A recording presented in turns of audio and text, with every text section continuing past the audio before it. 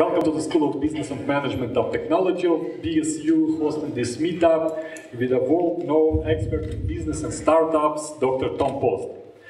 And I would like to express our gratitude to Dmitry Dosov, director of Humansee Labs, an international IT company, for bringing Dr. Post to Belarus and co-organizing this event. And not to waste your time, please welcome Dr. Tom Post, editorial director of Forbes and co-author of the book Unleashing Innovators: How Major Companies Find New Life with Startups. As it was announced, after Dr. Post's speech, you will have an opportunity to ask your questions. And now, Dr. Post, the stage is yours. Thank you very much.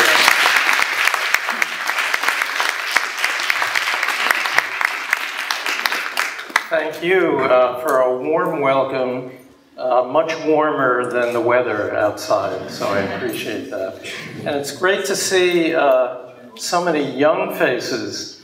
It leads me to believe that either your teachers required you to come here, or the state police, or maybe you were paid to come. But in any event, I'm glad you're here. The subject of my talk today is grappling with painful change.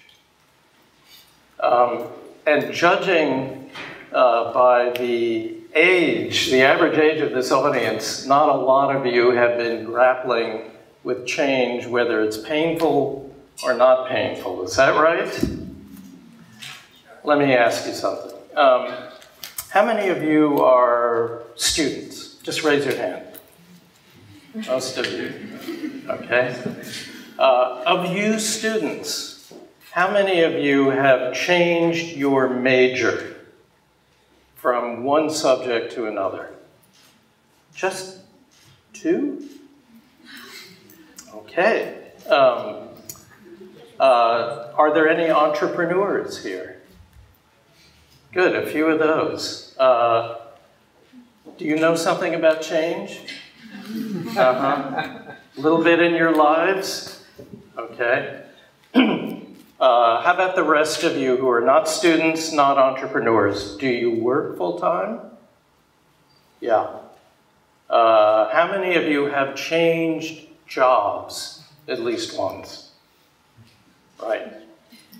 Okay. Is that easy? No. Yeah. Right. Change is,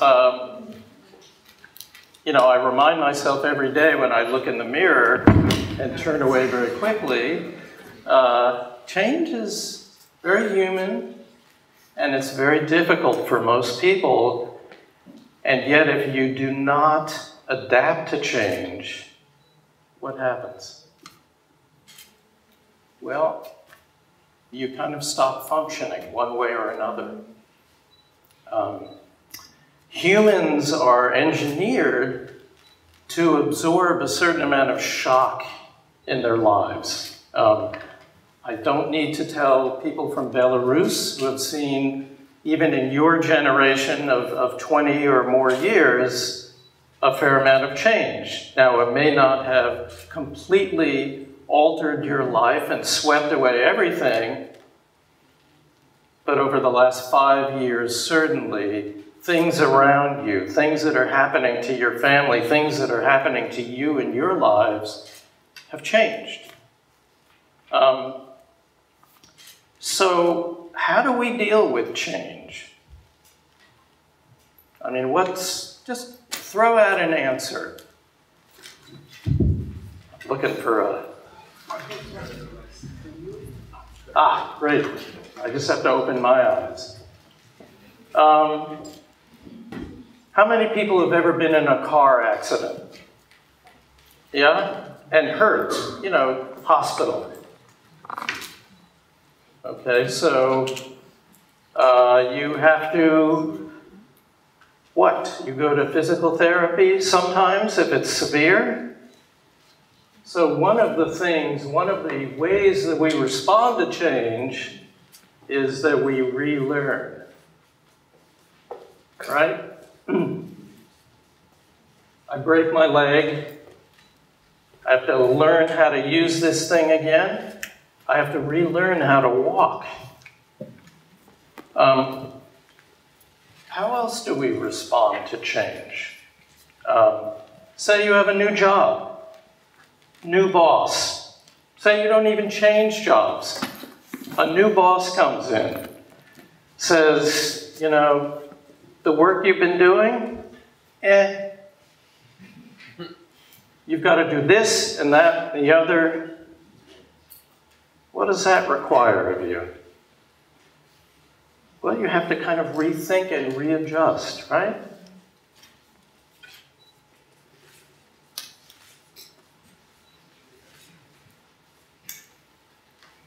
Someone want to throw out another example of change that you've had to deal with? Anybody ever lose a parent, a father or a mother? Yeah? You have to deal with new people, right? A new stepfather, a new mother, or what's it like to deal with you know, a single mother or a single father? It's wrenching. But unless we somehow learn or relearn what we've done in order to survive and prosper, we're just going to be held back, right?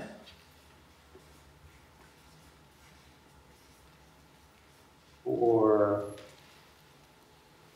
kind of lose ourselves.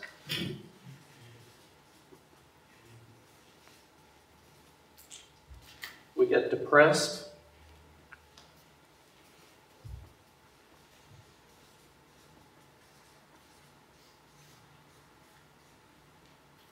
And at some point, we just shut down. We stop functioning.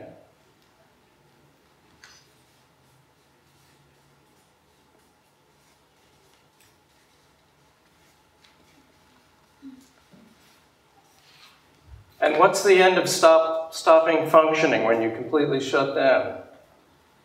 Yes. Thank you. Okay. You're so welcome. All right. So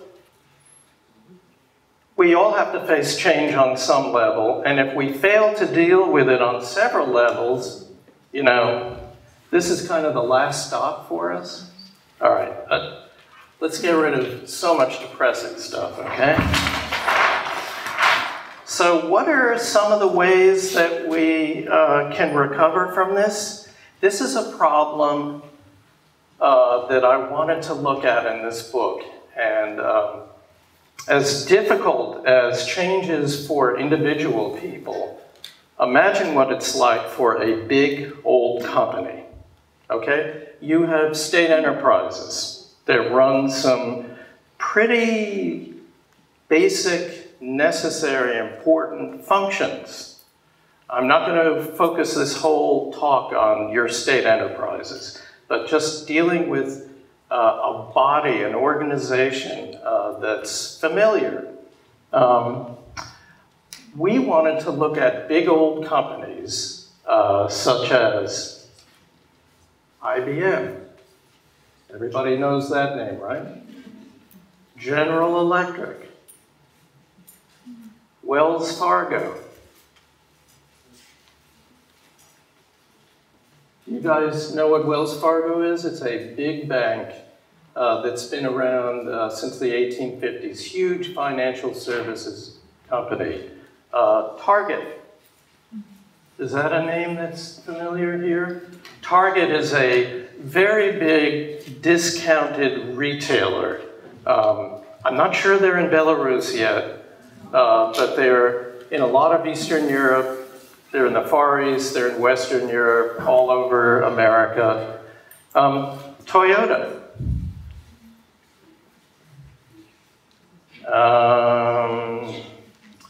A drug company called Shire. Let me look at my cheat sheet. Well, it went somewhere. I guess I don't need it.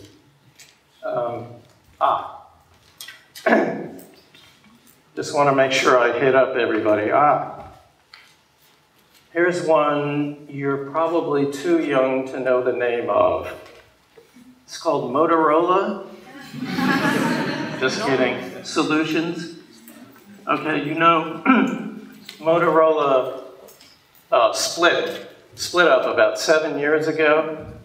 You all know this history a little bit. It was a big handset company.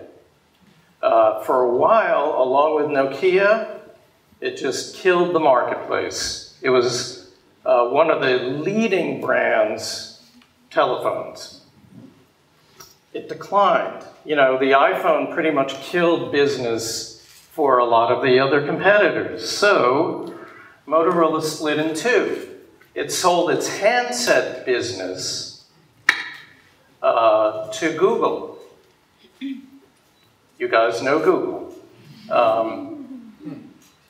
Google thought, wow, these are valuable patents. I guess they're not so valuable. Let's sell them to Microsoft. Microsoft went, cool, we can get back into the handset business. Oh, no, we can't. We kind of suck at this. What was left is a company that doesn't sound very sexy, is involved in high-tech equipment for emergency services, like emergency medical, fire, police, and so on. We'll talk more about that later. So all these legacy companies, some of them, like Wells Fargo, 160 years old, Target, maybe 60 years old, Shire, maybe 50, IBM, over 100 years, Motorola, 90 plus years old. They were once leaders in their categories. But the world changes. Globalism, competition from startups. They get too big and bloated. They kind of lose their mission. To make a decision, you have to go to 18 committees and get approval from everybody. And by the time you make it a product or a service into the public's hand, it's already too late. So they have lost their mojo. Their turnover, flat. They have huge organizations with hundreds of thousands of workers. Do you just continue to cut? Put people out of work? Where are your new ideas coming from? How are you going to connect with people with your brand if those brands don't mean anything anymore? So these were all giant, multi-billion-dollar companies that had lost their way. And they thought, well, we need to do something to spark the magic again. How are we going to do it? Well, a classic way in America, which usually does things over the top, a little bit in excess on every level, the classic way to do that was to buy another company. So you see a little startup over here, that's a very cool technology, or that product is amazing. It would be better for us, instead of producing it ourselves, to just grab that thing, acquire it. The trouble with acquisition is that they don't work. Why they don't work is the subject of many PhD dissertations, but among the top reasons are incompatibility, different sets of goals, different ways of doing things. And it is the rare exception that a company that is brought into another company will succeed. You know, there's something that was called synergy.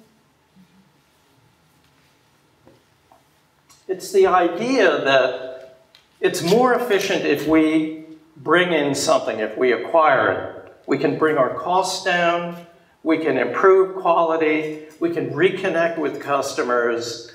Everything is going to be glorious. Eden, the second coming, right? It's here. Well, no. In the real world, synergy doesn't matter anymore, mostly. So how do these companies, again, consider these companies to be you and you're grappling with issues of change only 100,000-fold? Because that's what companies are, they're people. They're machines too, and they can be monstrous, much more monstrous than individual people, but they are the sum of their people. So how are they going to get some magic back? Well, we found that a lot of these companies, instead of buying startups that were threatening to disrupt their markets and take business away from them, take clients away from them, instead of buying these companies and expecting synergy, what they would do is partner with them. And in these partnerships, they might be 3 months, they might be 12 months, they might be 3 years. There is some contract and expectations about, let's get a product out of this, or let's learn a technology out of this, or some goal where the startup gets something out of it and the parent, the big giant company, gets something out of it. And we found in talking to maybe 200 legacy companies and startups that there were certain patterns of behavior of things that succeeded and things that failed. And I'm just going to telegraph to you here at the front end what some of those things were. And they're a little counterintuitive, a little contrary to common sense. So, you think you get a giant and a midget together, and the giant calls all the shots, right? We have the money, we have the power, we have the prestige, we have the name, and who the hell are you, right? You've only been in existence 3 years, so what? You know, you have an interesting whatever, but we've been in business 120 years, you know. Maybe you can help us do this little thing. That's all wrong. If the giant company goes into a situation like that, expecting to call all the shots, the partnership will fail. Another thing that we found is that very often, these giants went in with a particular purpose. They wanted to increase sales. They wanted a better digital experience. They wanted, way down at the bottom, maybe to figure out how they could be quicker decision makers, how they could get products to market a little faster, how they could reconnect with customers. What we found was that the most interesting and powerful conclusion, the most valuable thing they got out of these little startups was not anything tangible like that, but it was to bring the experience of working with a small, dynamic startup into the company. Not bringing the company in, but bringing that experience in, a sense of renewed purpose, some energy, some creativity, some innovation, some speed to market with an idea. And it was sparking change within the organization. So it was a catalyst. You all have studied a little chemistry? You know what a catalyst is, right? A little thing that sets off a big reaction. That was the point of these partnerships that succeeded. But getting there is hard, and I wanted to go through some of the steps that we discovered in talking with these companies. So I think the first thing, any questions so far? Anything I've said that, yeah, please. You have 2 sheets of paper with yes. notes, and okay. Can you please explain how do they relate to each other? Oh, okay. I don't see any connection. Sorry. Good point. So, you've got these big companies, right? And they are having to grapple with change. You know, they've been sitting very comfortably, very happily, going along, doing what they've always done, and then realizing, wait a minute, our sales are flat. Our customers are going somewhere else. Globalism is changing the nature of what we should be doing. Suddenly we have to pay attention to geopolitical factors and people across the world, and we weren't paying enough attention to them. Competitors, potential customers, and so on. So they're stuck, and they're wondering, okay, how can we think or create ourselves out of this situation, just as we, as individuals, when faced with change, basically have some choices. We can relearn how to do things. We can reach out to different kinds of people from the sort that we normally socialize or associate with. We have to rethink our little zone of comfort, step outside of it and see it for what it is and wonder, how am I going to solve the fact that I'm stuck? So that's the association between the first page and the second. And I'm sorry I didn't make that clear before. Any other questions? Okay, so we wondered, you're a big company, you know you have to do something to change. You've heard about these partnerships that some of your competitors are in, and you wonder, what's my first step? What am I going to do? I think the first question they have to ask is why? Why are we doing this? And this has to do with some very hard questions that you as a corporation ask yourself. What business are we in? Why are we in it? Why is it not working anymore? What do we want to get out of a partnership? Who can help us? Let me give you 2 contrasting examples of how companies did this. One very modest example is General Mills. Do you know that company?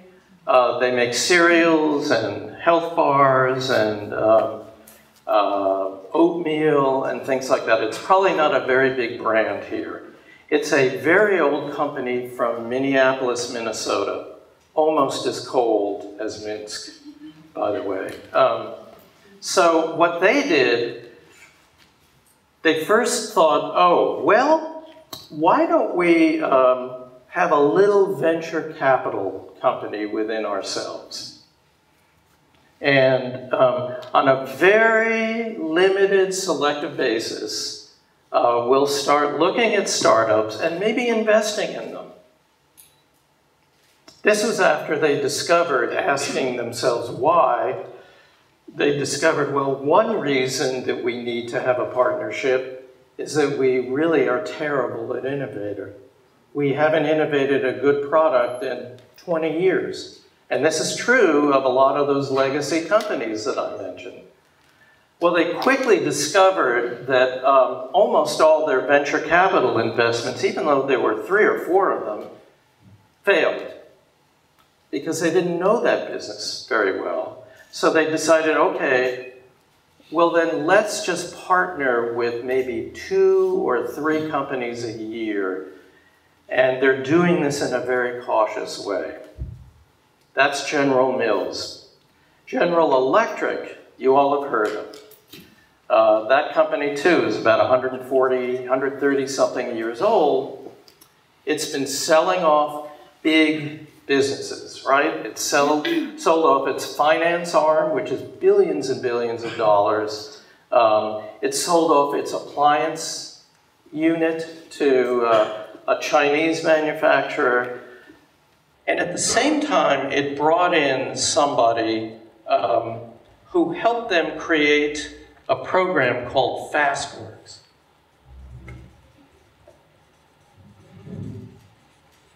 Now, what FastWorks is, has any of you heard of the so-called lean principles of a startup? Yeah, how many people know what that is? Okay, for the rest of you, very quickly, you know, lean means obviously doing things on the cheap and doing them really fast and coming up with a minimally viable product. So do it fast, do it dirty, do it cheap, fail, but move on and learn from it. So GE, with maybe 350,000 people, decided, okay, you know what? We're going to do something like lean startups. How are you going to do that? We'll do it in phases. And then, you know, we'll do a first wave of this, which is kind of introducing all of these employees to the idea of doing things quickly and cheaply, and it's okay to take risks.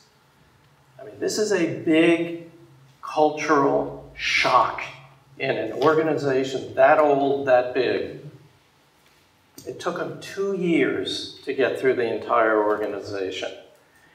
And then they did a second iteration of this where they actually tried some experiments where, for example, they had an incubator. You know what an incubator is for babies, not an entrepreneurial incubator, but for premature babies. And they wanted to send them to rural India,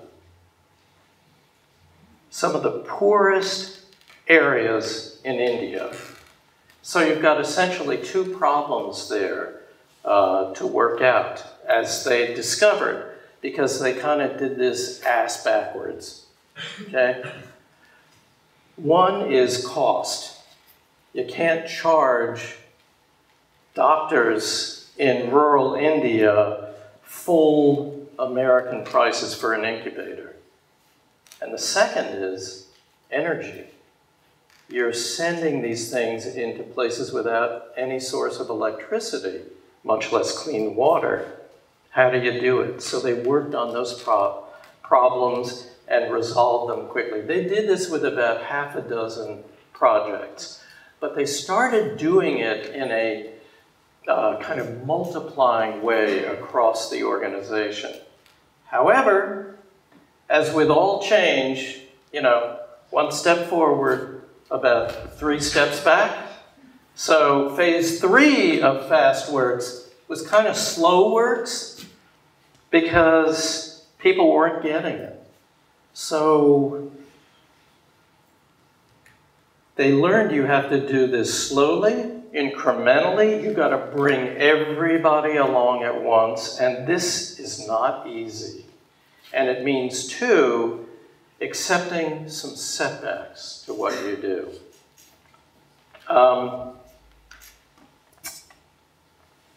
Boy, if I could read my writing. Target, the retailer, did a very interesting thing.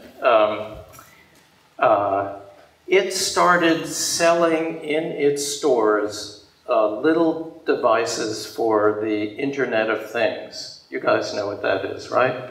IoT.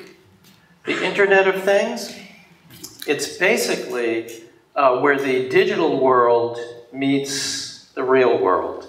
So that, for example, you have smart thermostats. You have devices where from your car you can suddenly, oh man, I forgot to turn off the lights at home, and you're 1,000 miles away. You have a device on your mobile, you can shut down lights. So they opened this place in San Francisco where anybody could walk in.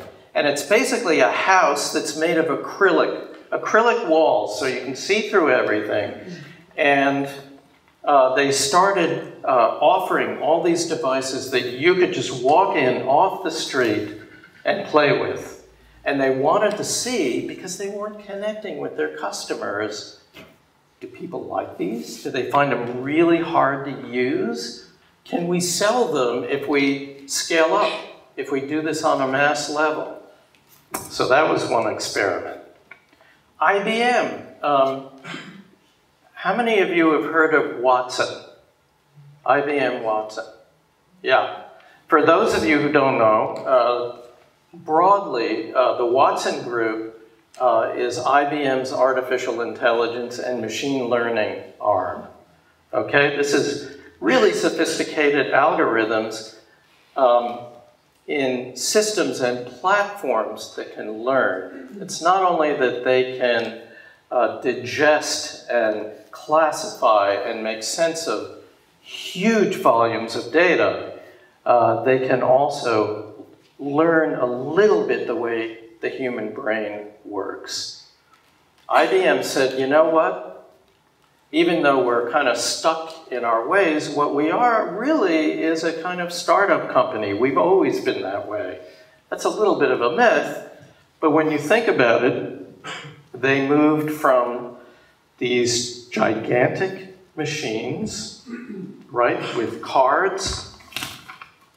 Maybe some of you have seen pictures of these computer cards that you programmed, you typed in, to massive mainframes, the 360, which was a big step forward in computing, the ability to process, what are now laughable amounts of data, because our own iPhones and Samsungs can process way more data than those mainframes. And those mainframes would fill a room like this.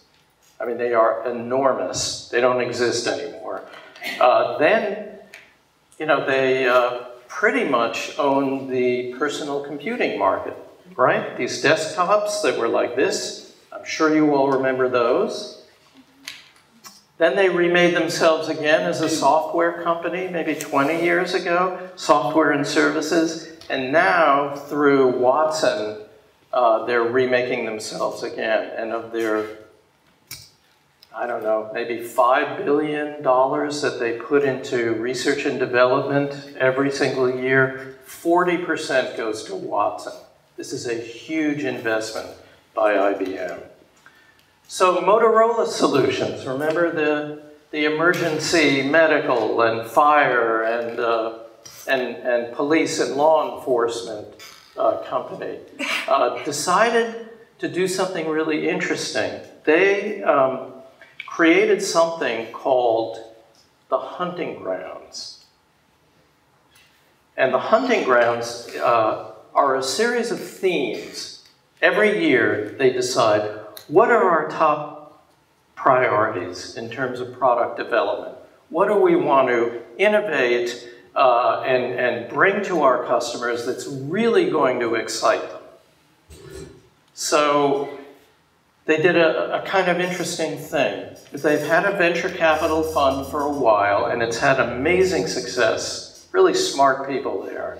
But instead of putting the venture capital arm under their finance department, which is what most companies do, the guys who, the CFO, chief finance officer, they decided to align it with their chief technology officer.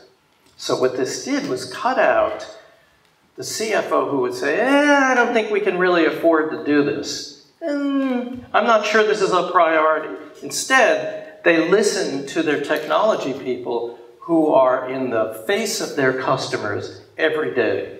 I mean, these guys spend all year going to Silicon Valley, going to Tel Aviv, going to other entrepreneurial hubs around the world, and just interviewing entrepreneurs. What are you guys up to?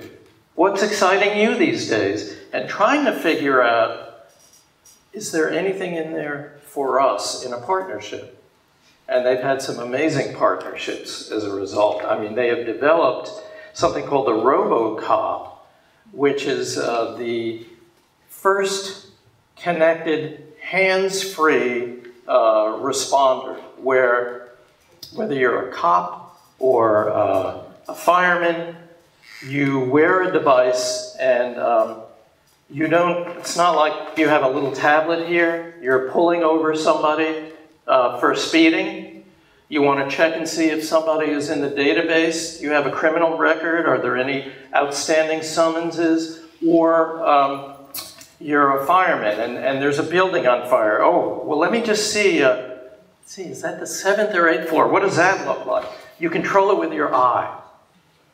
It's all eye movement. So your hands are free so that if you have to pull out a gun or you have to call somebody, in fact, you don't even use your hands for a handset, you use your eye to dial into headquarters or something. I mean, it's fantastic. And this was developed through a partnership with somebody.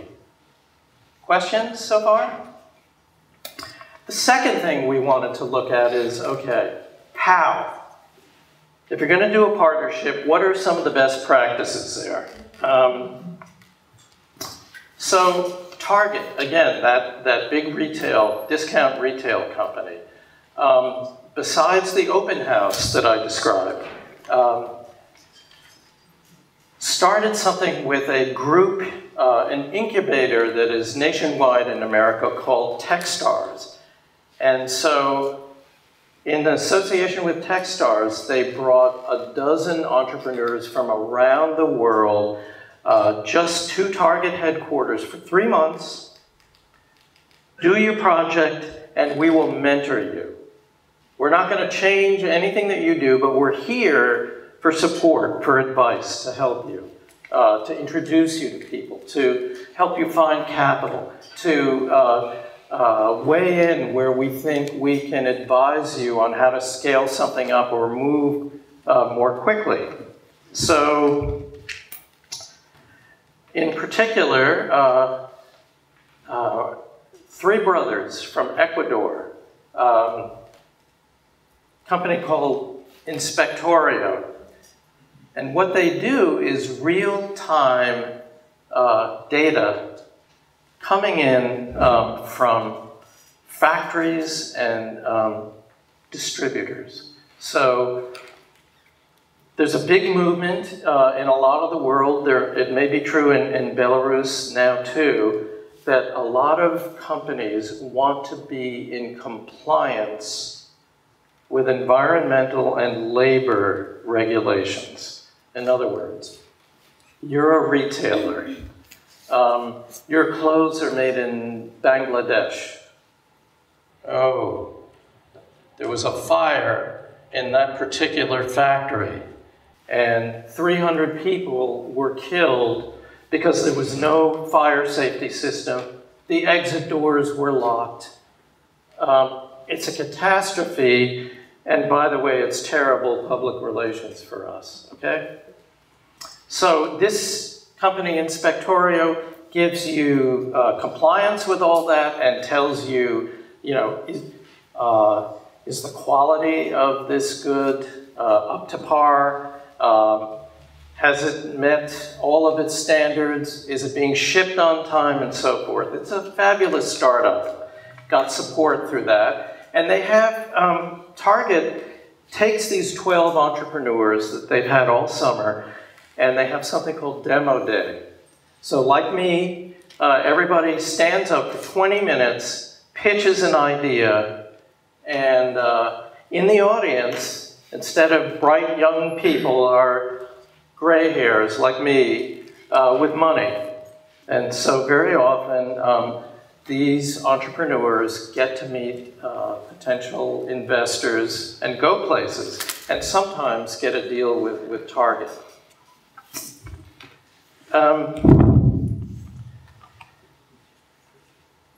We noted, anybody know the company Box? No, it's probably not in this country. It is a storage and sharing facility in the cloud. You're all familiar with the cloud, right? Okay. Stop me if anything I'm saying is mysterious or crazy. It's a B2B, it's a business-to-business service that allows you to store enormous amounts of data and also access it securely in the cloud. This young company partners with Procter & Gamble, which is a big consumer goods company, as you probably know, Tide and Pampers and all of that jazz. It's partnered with GE and it's partnered with IBM. And one thing their entrepreneur told us is, I don't just want to be a tool in IBM's toolbox. And we heard this over and over again from entrepreneurs who worked with big companies saying, you know, I not only want to be respected, but I want to help change things within that organization. And the more we talk to people, the more we realize that giving control to the startup was the key to success. Now imagine, how many of you have younger brothers or sisters? Okay? How about if you were to entrust your younger sibling with your valuables? I'm going away for a week. I'm leaving you in charge of all this. How would that make you feel? Yeah, well, it makes most of these big old companies kind of nervous, and yet the only way these partnerships really succeed is if you surrender some control. It doesn't mean that you can say, you know what, spend whatever you want, or do whatever you want, but look, let's agree about what we're going to do. Go and do it. And if you need resources, if you need help, if you need people, if you need more money, just ask, within reason. Okay, so it's scary for big companies to turn over that amount of control to somebody else who's less experienced. And do we trust them? Maybe.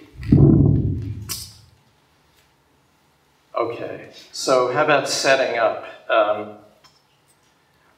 One of the companies I failed to mention is the maker of these things, Levi Strauss, okay? Everybody knows that name. One of the more interesting partnerships that we looked at was between Levi Strauss, which is maybe the oldest company we looked at. You know how they started? This is pretty cool.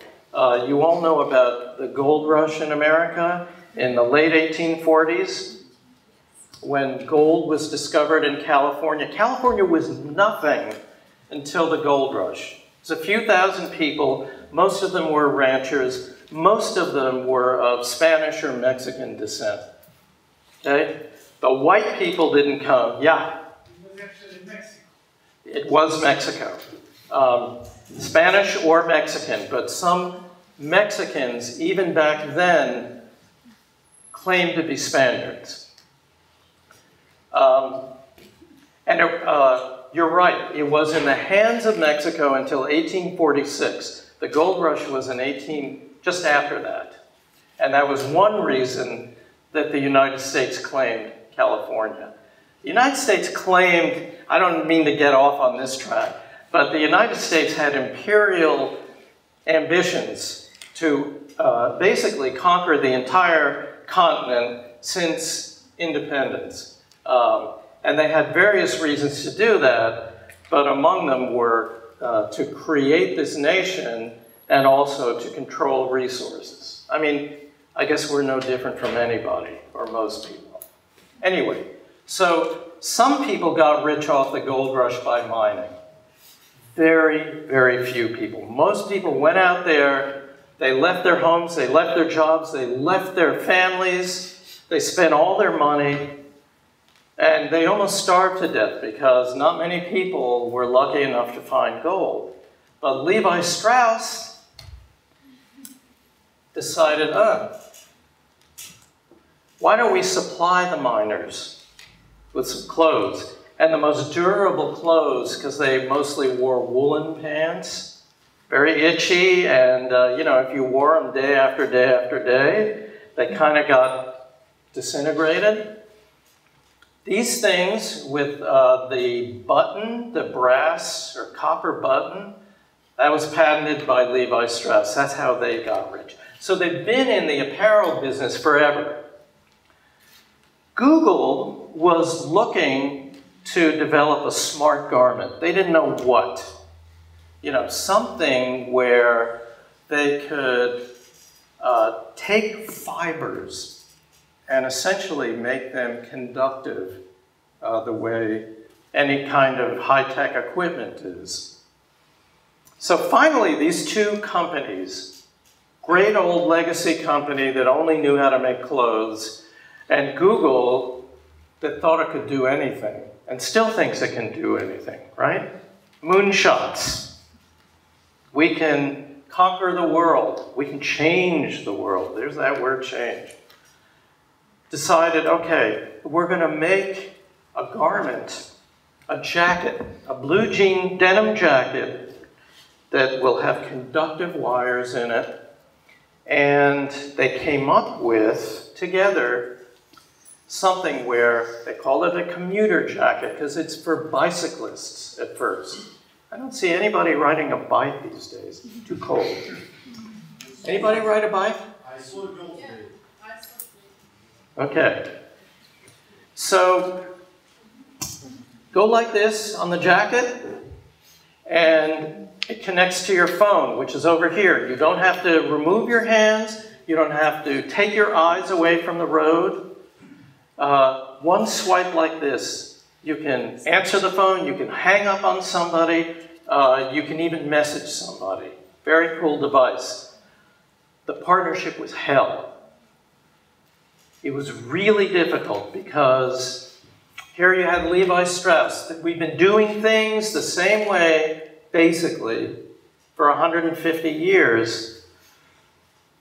We like the idea of this high-tech thing, but you know what? Google thinks it can solve any problem.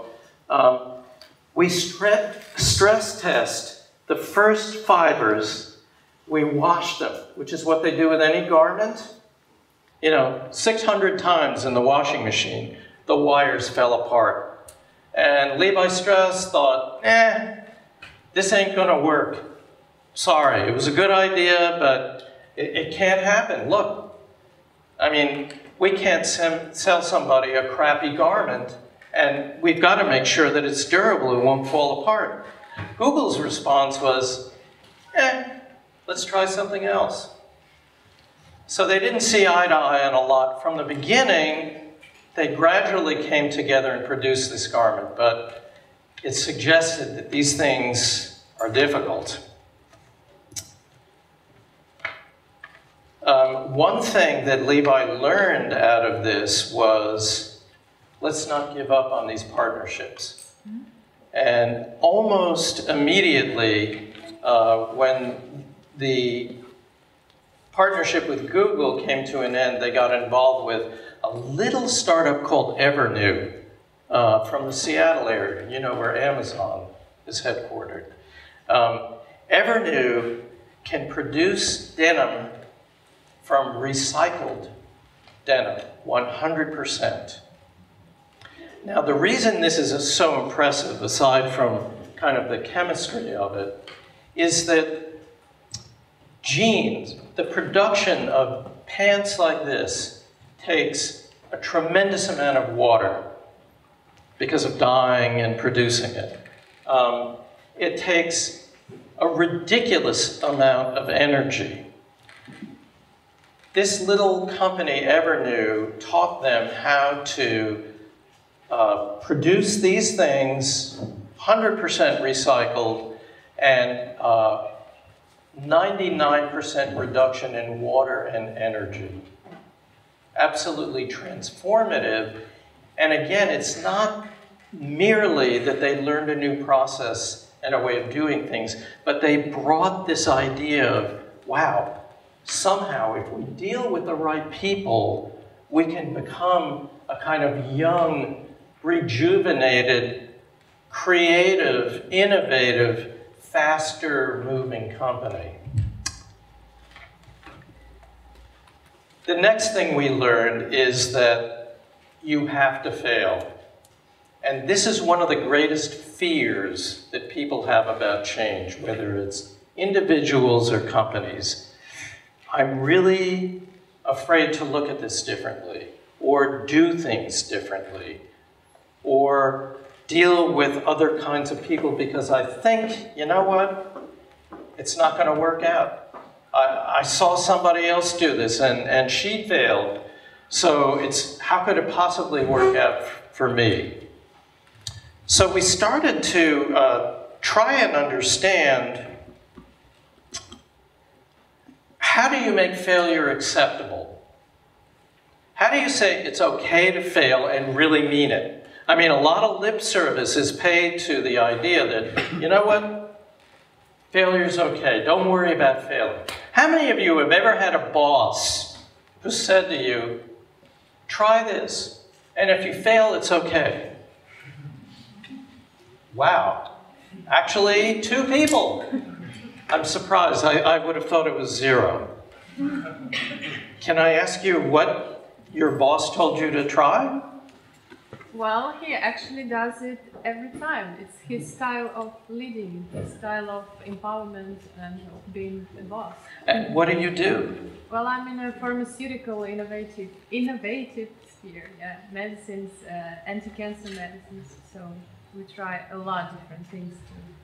You are very lucky to have a boss like that. Yes, he's good. Let me give you 2 examples of how we saw people fail. One is failing slow, which is like being tortured to death. GE got in bed with a startup called Quirky, you know, like peculiar, odd. Quirky was a very interesting company. You all know what crowdsourcing is? Yeah. So it crowdsourced product ideas, which is very cool. They would get together a group of people, and they'd come up with these ideas for products, and they'd get them into production really, really quickly. So, you know, they did some IoT, some Internet of Things devices together, but they also got an air conditioner going. They designed this air conditioner for GE, put GE's label on it. They got it into production within a few months, you know, 3 times as fast as GE had been able to design and put in the market a new air conditioner. There was a little problem with it, though. Quirky, which had almost $200 million in venture capital, produced a really crappy air conditioner. And these were widely distributed in a very large chain of hardware equipment called Home Depot. Some of you may have heard of Home Depot. Thousands of people bought them, and immediately GE was flooded with complaints. This is the worst air conditioner I've ever used. This thing quit after 2 days, and I paid $350 for it. And GE went, oh shit, what are we going to do now? Well, so they decided to end their partnership with Quirky, and they sued Quirky, forced it into bankruptcy, but were not able to collect on any of it. So that's failing slow, and that really hurts. And it hurt the brand, the GE brand. Failing fast, on the other hand, they learned, and again, part of fast works, GE until recently, well, 10 years ago, was in the nuclear power plant business. They designed nuclear power plants. Do you guys have them here? Yeah, of course. Thank you, Soviet Union, again. One of the many gifts. GE still had the technology for this, and they still had the engineering expertise, so they formed a partnership with Hitachi, and they were designing a very innovative cooling system. But as you know, nuclear power is highly regulated, lots of laws. You know, you can't move without 3 pieces of legislation, or 18,000 inspectors coming after you, right? They started to get this thing off the ground and discovered there were problems with it, so they pulled it. They lost, now this sounds like a lot of money, they lost $500 million. Sorry, is it $500 million? No, it's $500,000. But instead of spending years developing this and probably tens of billions of dollars, they pulled out. That's failing fast. And one way that they learned to fail quickly, there was a crazy guy they hired as a consultant. His name is David Kidder. He has a company called Bionic, and he's a bit of a showman. But the idea here is he came to a big GE conference of executives. He didn't know anybody there. He knew one of the executives, but he wasn't a guest. But the executive handed him the microphone. And in the audience of maybe 4,000 top executives at GE, including the CEO, he grabbed the mic and he said, hey Jeff, meaning Jeff Immelt, whom he had never met, when was the last time GE came up with a $50 million business? The room went silent. 4,000 people started looking down like this. And the CEO said, well, I really can't answer that question. And after the particular session was over, the CEO grabbed this guy, and you thought, oh, is he going to throttle him? Is he going to call the police? He said, you know, that was the best question I've been asked in 20 years. Would you come and work for me? What this guy did, it's a very simple method. Okay, you got all this money you can invest in new products and services. Don't invest it in these big, monstrous, elephant-sized projects, okay? Instead, run your business. Run this $150 billion a year company as though you were a venture capitalist on the cheap. Make a lot of little, small investments. $500,000 here, $1 million there, and have these things work out quickly, fail quickly, and embrace those lessons. Make sure you understand why it failed, and keep on making these, because 1 or 2 of these is bound to hit, and they're going to be big.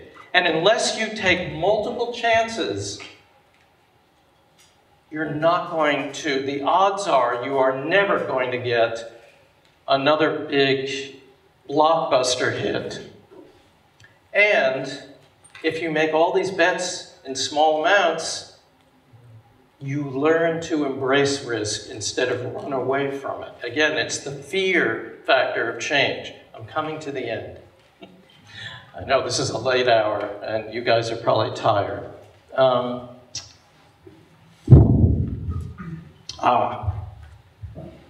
Probably the hardest thing in any of these partnerships is not big company, small startup relations, even though they're troubled. They take a lot of work. They take a lot of mutual understanding and trust. The hard part is bringing the lessons of that partnership back into the company. Why do you think that is? Okay, your company is made up of thousands of people who are invested in the status quo. Do you know what I mean by status quo? The way things are, the way things have always been. Don't rock my boat. I want to get ahead. I don't want to take a chance. I want a safe life. I mean, that's familiar, right? We all want a little security and safety. Little parenthesis here. I've had to change career at least 3 times. I was in academics. I taught English literature at the college level.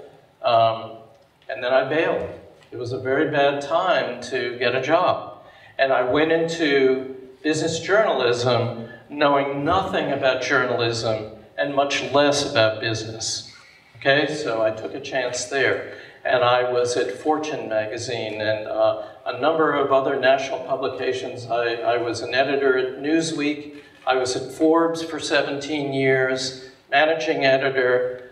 And then 3 years ago, I quit. So now I work for myself. I work for a licensee of Forbes. I'm also a consultant to clients out west.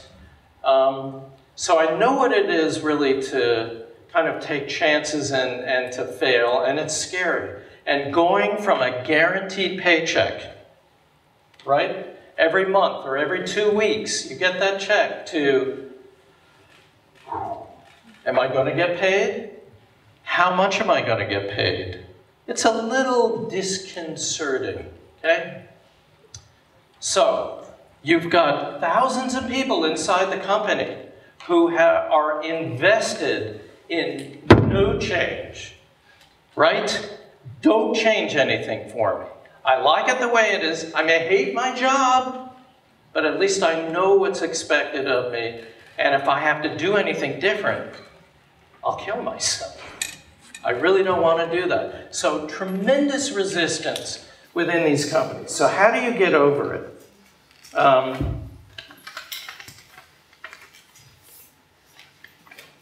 I'm going to go back to Target for a minute. The same guy who runs Open House, that acrylic house with all the cool devices in it that you can try, a couple of years before had tried to get Target, which is a very big store, 14,000 square feet. I can't do the meters, I'm sorry. Divided by 9, well over 1,000 square meters per store. He wanted to, and they were mostly in the suburbs. Do you know what suburbs are? Yeah, okay. So he wanted to do smaller stores in the city, in various cities in America, LA and New York and Chicago. And Target headquarters said, that's crazy. We're doing quite well in the suburbs, and what is it going to look like? We don't think this is going to work. So he decided on his own to take a chance. And he went into one Target store that wasn't doing too well, and he basically closed it off. And so he made available only the square meters that he imagined for Target City to be, threw up barriers, and did a test for 3 months and showed that the sales per square meter were not only as high as those other stores, but were higher. So he showed people. Showing people by example is one way of changing people's minds, if you can get them to listen. Another example, the Toyota, CEO of Toyota Connected, who's helping them develop the smart car, right? But he's not only putting new devices inside the car, he's taking data, real-time data from real drivers and learning how drivers behave.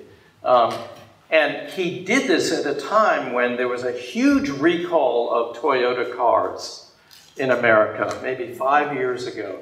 Over 2 million cars recalled, supposedly because of a faulty floor mat that affected the accelerator.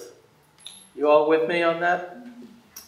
So the press made a big deal, the Federal Trade Commission came in, Congress started investigating.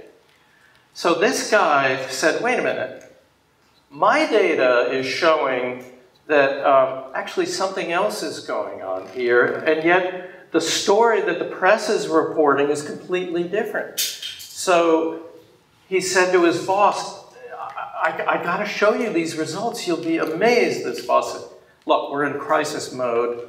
I don't have time for this. So he went around him to his boss and said, can I just show you something, 5 minutes of your time? And he showed him, and all of a sudden data was important to Toyota.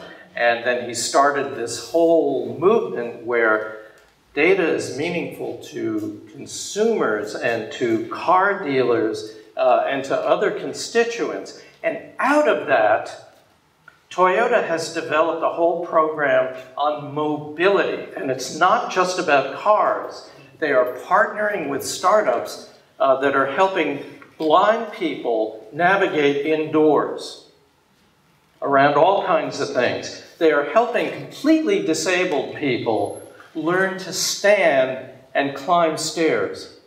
Incredible stuff. Changing people's minds by showing them how they can do things differently to try and win their acceptance. I mean, it's a huge job to turn people's heads around.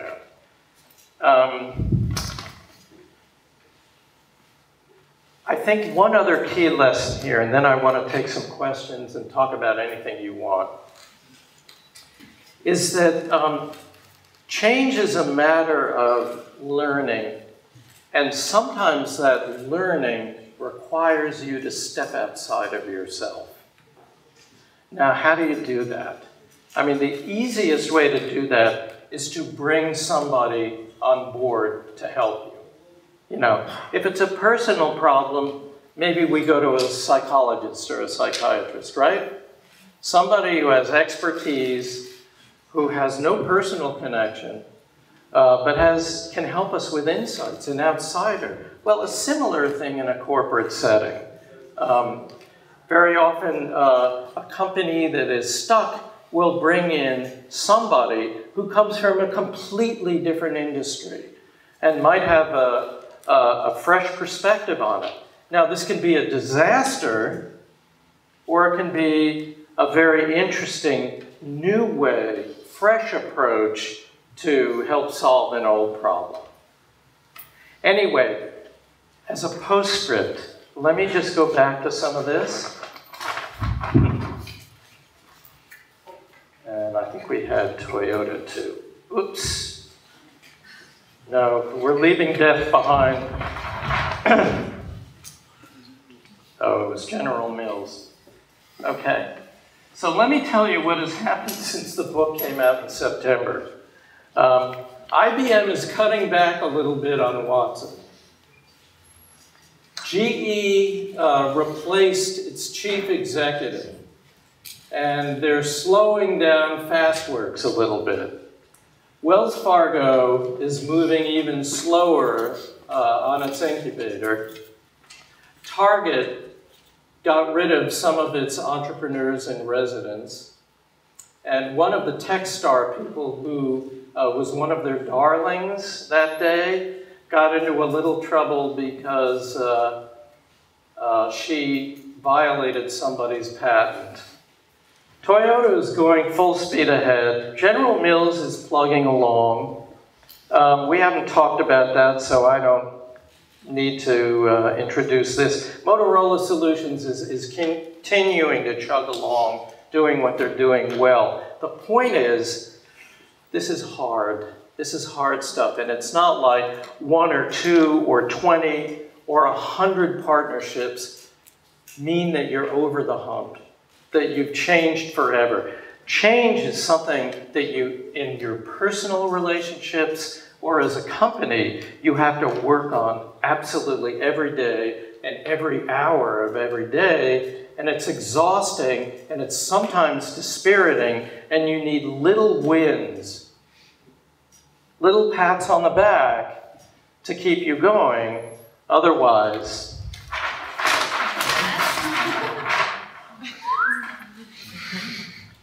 questions? Yeah. Hi, my name is Ekaterina. I guess it's the end of the lecture, yes? Not hope, I guess, sorry. There is a mistake, I guess. First of all, thank you for the lecture. It was very interesting information and rather different points of view we get used to. And I ask you to comment the Facebook development strategy because, as I know, they're still going to acquire different startups as other companies, and how do you think, is this strategy still effective from the point of view that you're saying, or they just keep moving wrong way? That's a great question.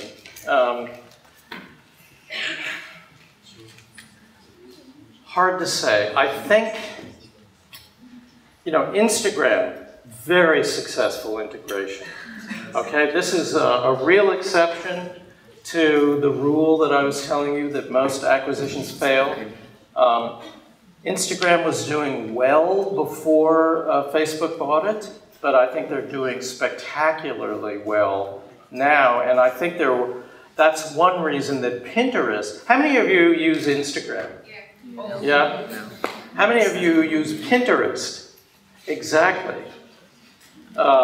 This is one way to keep Pinterest in check. I think some of their virtual reality stuff, jury is out. We don't know how terrific that's going to be.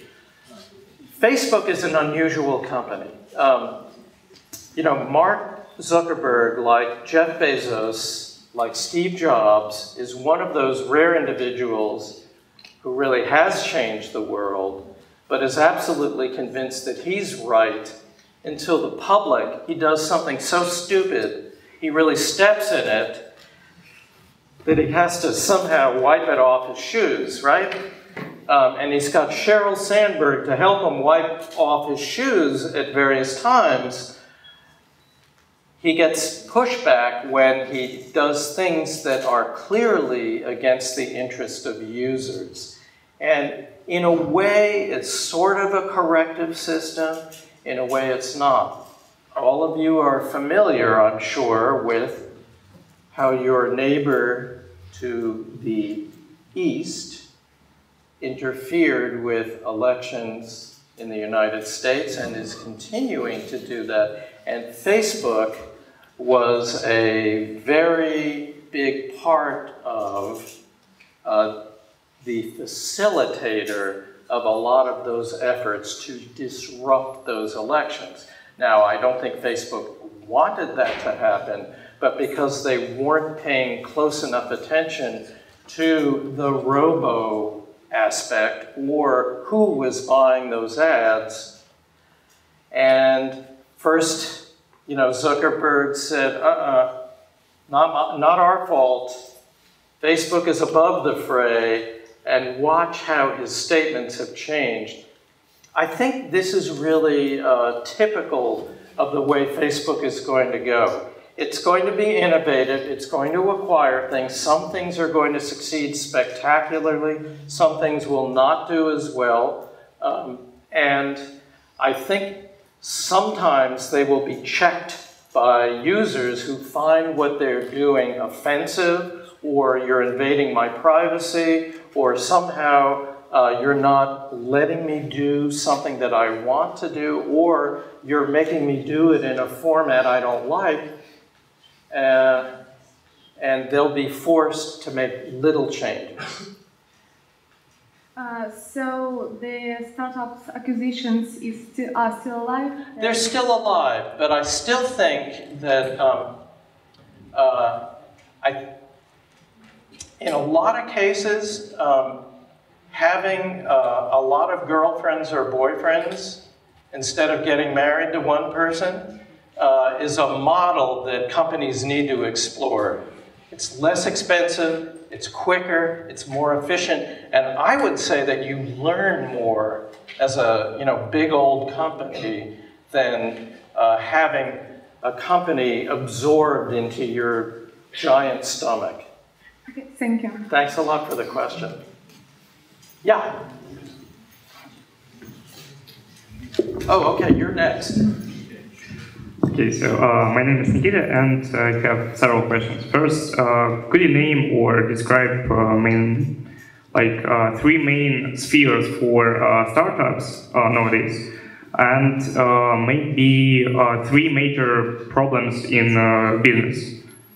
Three major problems in business? Wow, only three? I know there is more, but maybe not. Okay. Augmented reality. You all familiar with augmented reality? Of course. Healthcare. And a third. Probably related to automotive, to cars.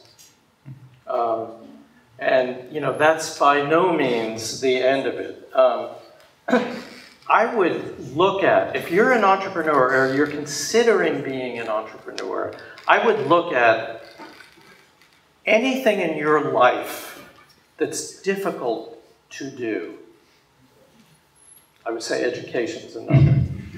If you think about a way to make that experience more efficient, cheaper, and less annoying to you as a consumer, there's probably an opportunity for you. You just have to figure out what that is and whether you can get support for it. But all of us have annoyances in life, things that we, dread, or that we hate doing, or that we think this is the stupidest way of doing this that we can think of. So if I have that problem, maybe other people have that problem, how do I solve it? Okay. Three biggest problems. Success. Now, you would think success is great, and it is great. You vindicate your idea. You get rewarded for it. Maybe you get some fame. You get to go to Minsk and talk to an audience like this. Success can be its own blind spot. You get too complacent. You think, I'm pretty hot stuff. You lose a sense of proportion. You lose your edge. You fail to see that somebody else here is doing it better than you.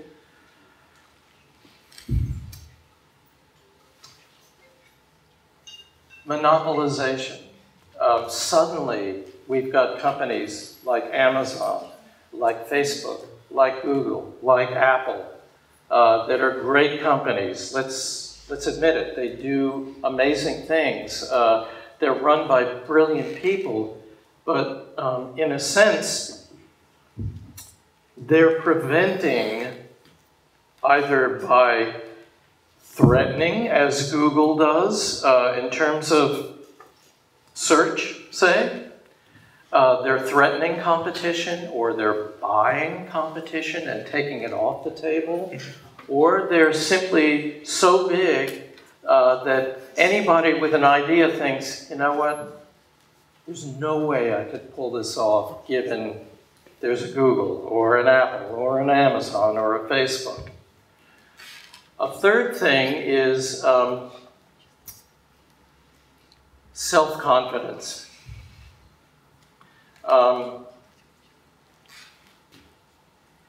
It's very, very difficult, once you've convinced yourself that I may have an idea here, to sell yourself to somebody who can help you, who can give you money, who can give you advice, who can introduce you to other people who can be helpful. I think, in a sense, we're our own worst enemies here, both in terms of success, but in terms of fear of failing, too.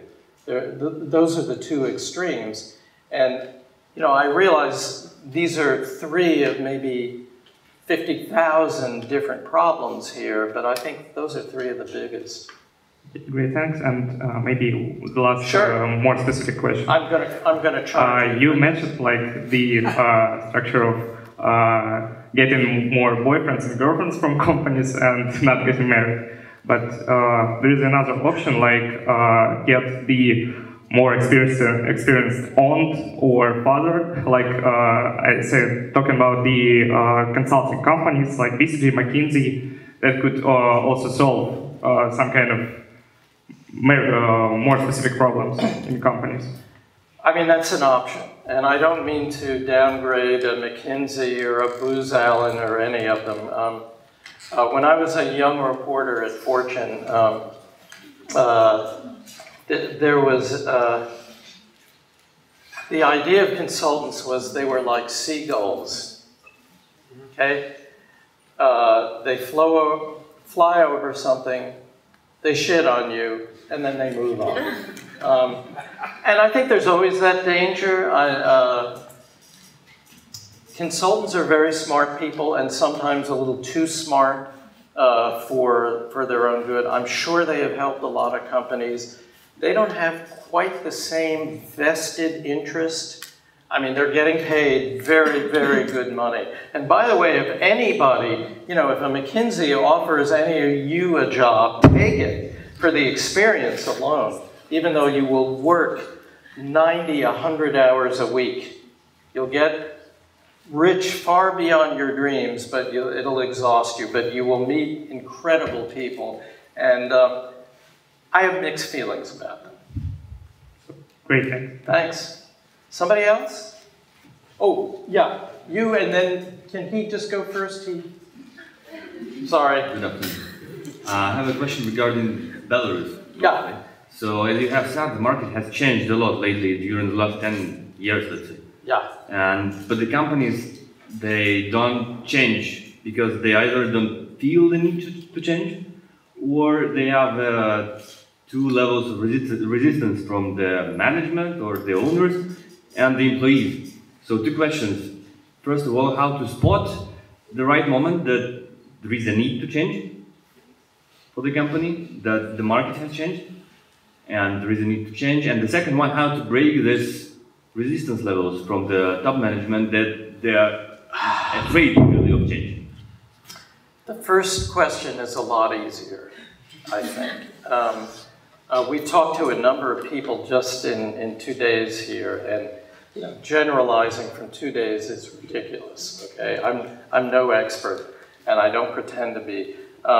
We heard about a bus service, say, to a private service that has started up. It originally was required to go at certain hours only, and to take certain routes.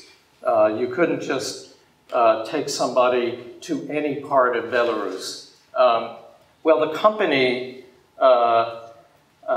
noticed that a lot of people were complaining about the state service, and they started breaking the rules, and now they're in trouble because they've broken the rules. But that should have been a clear signal to a state-owned enterprise that, maybe we're losing touch with people.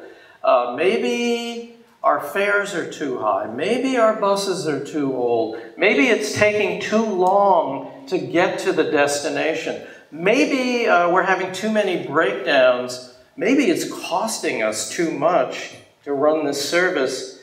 Maybe we ought to think about privatizing. How to break the lock on this? You all know far more about this than I, and I guess I can only say it's a matter of time where the expense of maintaining an inefficient system is so great that some changes blessed by the president and the legislature are going to have to come. I don't think that day is here yet, but thanks.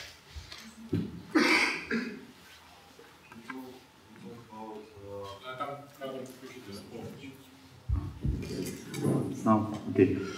You told about changes that can be done by people or kind of little startups in the big companies. But usually there is such a problem that people, for example, they you said you should show it by your own, yes, with your own example. But you can meet such big resistance, yes. Any cheats, any tricks, how to be more survival, how not to burn out inside, how not just to become the same boring stuff which is in that company. There are limits to people's tolerance for change. Let's face it, nobody really fully understands why or how it is that people change. Certainly, a willingness to learn is part of it. A certain openness of mind is another part of it. Empathy is another part of it. If you don't have any of those things, and nobody is forcing you to change, as they say in New Jersey, forget about it. It's very hard. You know, there is something called mirror neurons. And I don't understand this at all. But apparently, there's something in the brain that responds to, not to threat, because that forces a lot of people to close down, right? But to indirect suggestion or somehow example or a story about somebody whom you can identify with a little bit that triggers something up here, but not everybody is wired like that. And as you suggest, there are so many people who are so, again, invested in the way things are and have no need to change, and nobody is compelling them to do it, that it's impossible. Look, in my country right now, we are so polarized. You're a Democrat, you're a Republican, you're pro-gun, you're anti-gun, you're pro-life, you're pro-women's choice. People can't even talk to each other anymore. They don't hear each other. And if you're closing these things here, there's just no chance of dialogue or beginning to understand somebody else's point of view. Even if you disagree with it, you can say, well, at least I understand why you feel that way, or why you think that way, or how you've come to reach this conclusion. That's really the first step, I think, to learning to change either somebody or yourself. But if you can't even have that initial dialogue without so violently disagreeing with each other that you're shouting at each other, it's really hard. I wish you luck. Each revolution is hard. Yeah, thank you. Anything else? Yeah. Hi. Come up to the microphone so that everybody can hear me. My name is Masha, and I have a practical and a personal question to you. Sure. So we are speaking about changes today, and we are speaking about changes to a person who has written a book. So I have a question. What book has changed your life, and what book has helped you to overcome certain changes in your life? Oh my. Thank you. Well, my weakness is fiction. That's my first and really only mistress. Books, great books continue to change my life. Shakespeare has opened me to every human experience possible. Dante has taught me how you can create an entire universe through small stories of individual people. Tolstoy has taught me how you can deal with great ideas through wonderful, believable characters. Proust has opened my eye. I mean, it is an absolutely life-transforming experience to read about, 7 volumes on what it's like to fall in love and then be betrayed by somebody, and in the whole process evoke an entire world that doesn't exist anymore. Lolita changed my way of thinking about how someone whose third language was English could be an absolute master of the English language. Same thing with Joseph Conrad, almost anything that he's written. I mean, I could go on and really put all of you to sleep, but I keep, I try to read great contemporary fiction, but I keep going back to, Chaucer and Dante, and nobody, as far as I'm concerned, will ever top Shakespeare. These great writers are inexhaustible. They are companions for life. Every time you read them, you get something new out of them. And they are life-affirming. Anytime you feel like shit, and all of us do on certain days, if you can just take 15 minutes out of your day to expose yourself to the world-opening brilliance of somebody, it's an immensely uplifting experience. And I feel the same way about great music and about great art. So, again, I won't put you into a coma with any of my rhapsody about some of this, but, great writers not only teach you about the world and other people, they teach you a lot about yourself and your capabilities and your limitations, and they really stir your aspirations. Thank you. Yeah. You are a mental manager of Forbes Latvia, yes? Forbes Finland? Yes, Forbes Finland and Forbes Finland. Latvia. Yeah. Okay. Are there enough money in Latvia to publish local Forbes edition? And what about Forbes Belarus? I should really let the publisher of Forbes Baltics and Scandinavia address that.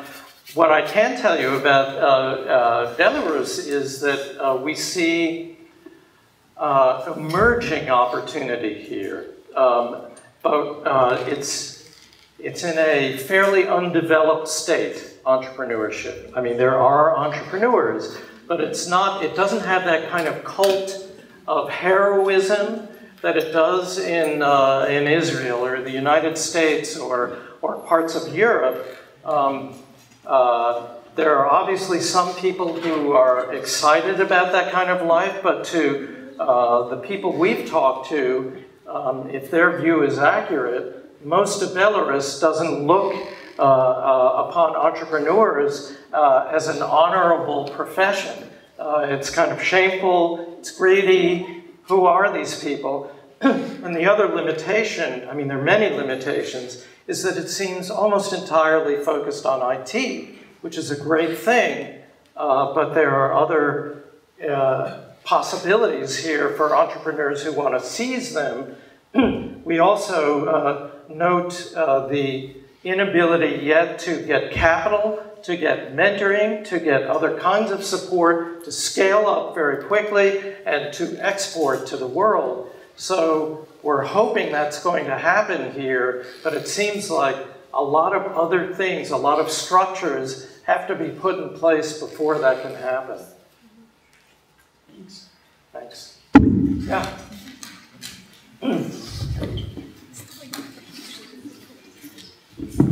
Hi, my name is Judy. Hi. Could you give me some pieces of advice for me, a student that dream of being an entrepreneur, that have a lot of ambitions, and also I'm so interested in your top 3 insights from your whole life and from your biggest experience.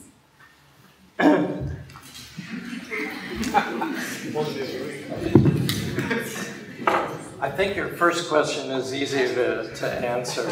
If I were you with entrepreneurial ambitions, I would study finance and strategy and management. And maybe that doesn't sound very exciting, but I've written about and edited stories about and talked to thousands of entrepreneurs in my life. And classic mistakes that they make are being overly enthusiastic, going off a little, too early, not having experience in some of the fundamental disciplines that can help keep them alive and help them grow and stand on their own 2 legs. So if I could beg you, implore you to get grounded in the basics of business. You may have an idea that has nothing to do with finance or management. It may be some aspect of customer relations. That's great. The other thing I would suggest is that you read great literature to learn about people, because the nice, dirty little secret about business is it's about people and ambition and ability to execute. It's like a good murder mystery. It's like motive and opportunity. If you get grounded in those basics and start to understand a bit about how human nature works, I think you have very good preparation for your life as an entrepreneur, and I wish you a lot of luck. Thank you so much. Thank you. But you not answered about your insights. Well, look, I mean, I've been a journalist for many years, and what I've done is notice human nature, and I think I've become fairly good at asking questions of people and drawing them out and separating information from them that they don't necessarily want to tell me. And become a fairly good judge of, again, people's ambitions versus how well they execute. And it's the same kinds of critical skills that you bring to almost any discipline. If you're a philosopher or if you're a music theoretician, you learn critically how to analyze a situation. It's not that much different. Okay, thank you. Thanks. I have a small question to the audience. By the way, I am this guy from Little Latvia. You were asking, how it's possible. 1 million of Latvians, 17,000 copies of Forbes. How many copies of Forbes with the same ratio you would do in Belarus? Well, it's a simple math. If you don't answer, the director will expel you. Shoot. Okay. One number. In Latvia, 1 million population, 17,000 copies. With the same ratio, how many copies we would do in Belarus? Okay. I can't answer by one number, yes? Why not? Just give me a number. Because you will make money in Belarus. No, we won't make money. Give me a number. It's a small math. 1 million population, 17,000. How many people live in Belarus? 10 million population. 10 million. So what's the circulation? Maybe from This is why you need to get grounded in business. Which discipline are you studying? Which discipline? Which faculty?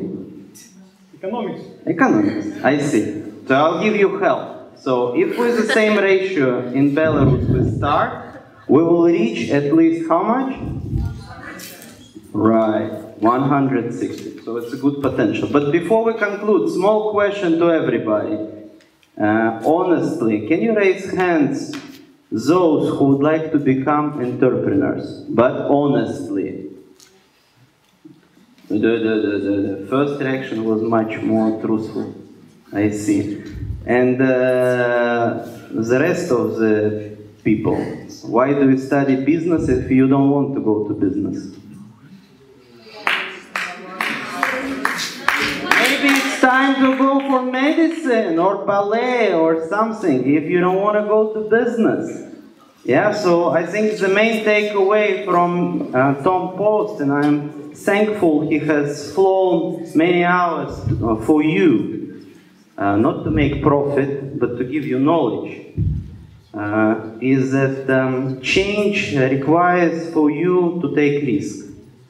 If you don't take risk, nothing will happen, neither with you nor with your country. Look at your president, what kind of risk he has taken to create your park of high technology, and what are the results? Yesterday we have heard tremendous success, hundreds of millions of dollars received by young Belarus companies from Microsoft, from Google, having the transaction on a global scale. So it's your competitors who took risk, who took challenge, and became successful, not with money, but solving world's best, most difficult problems, getting happiness from solving it. So becoming an entrepreneur is a cool thing. And the minority who is here today, next time we're around, it should double. Thank you. Thank you. Thanks a lot, guys. Thank you very much, Tom, for your insightful speech, for your answers, and thank you very much to the audience. It was quite interesting to listen to your questions. I also tried to answer them, and if you are interested, I can share my thoughts about that. Thank you very much. Thank you.